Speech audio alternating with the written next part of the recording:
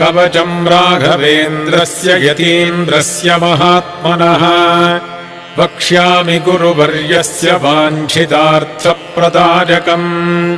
ऋषिरस्याप्पणाचार्यश्छन्दोनुष्टुप्रकीर्तितम् देवता श्रीराघवेन्द्र गुरुरिष्टार्थसिद्धये अष्टोत्तरशतम् जप्यम् भक्तियुक्तेन चेतसा उद्यत्प्रद्योतनद्योतधर्मकूर्मासने स्थितम् एद्यखद्योतनद्योतप्रतापम् राममानसम् धृतकाषायवसनम् तुलसीहारवक्षसम् दोर्दण्डविलसद्दण्डकमण्डलुविराजितम् अभयज्ञानमुद्राक्षमालाशीलकराम्बुजम् योगीन्द्रवन्द्यपादा